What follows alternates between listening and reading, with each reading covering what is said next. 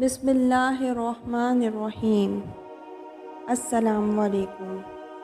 ایک ہندو کے اسلام قبول کرنے کا عجیب واقعہ۔ ایک مسلمان کے پڑوس میں ایک ہندو رہتا تھا۔ مسلمان صبح روزانہ تلاوت کرتا اور بسم اللہ الرحمن الرحیم سے شروع کرتا۔ وہ تلاوت کرتا رہتا۔ پڑوسی جو ہندو تھا اس کے دل پر روزانہ اس کی تلاوت کا اثر ہوتا۔ وہ دیوار کے ایک طرف پڑھتا، دوسری طرف وہ ہندو بیٹھ جاتا اور تلاوت سنتا رہتا۔ وہ تلاوت شروع کرتا اور ہندو سنتا رہتا۔ یہ روز کا معمول تھا، مسلمان کی تلاوت کرنے کا اور ہندو کی تلاوت سننے کا، جس کی وجہ سے دل کے اندر قرآن مجید، اللہ تعالیٰ کے رسول صلی اللہ علیہ وآلہ وسلم کی محبت بڑھتی چلی گئی۔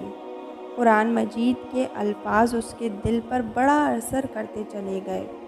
کچھ دن بعد وہ ہندو جو ہے وہ باہر نظر نہیں آیا۔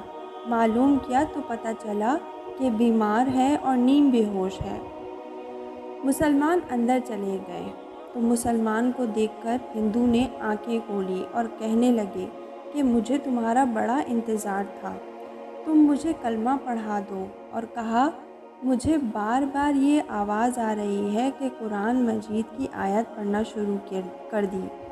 ایک دفعہ نہیں، دو دفعہ نہیں، بار بار یہی آیت میرے ذہن میں آ رہی ہے، یا ایتھا النفس المطمئنہ ارجعی الی ربک راضیۃ مرضیہ فادخلی فی عبادی وادخلی جنتی۔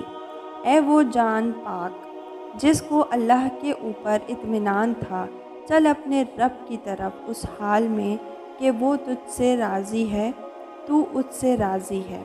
فادخلی فی عبادی، میرے نیک بندوں میں تو بھی شامل ہو جا اور جنت میں پہنچ جا۔ بس انہوں نے کلمہ شروع کیا اور ہندو کی جو مسلمان ہو گیا اس کی جان نکل گئی۔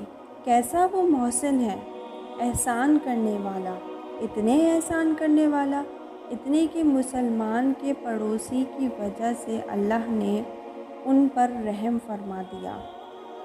اس لیے کہتے ہیں کہ کہیں مکان لیں تو نیک آدمی کے پاس مکان لینا چاہیے۔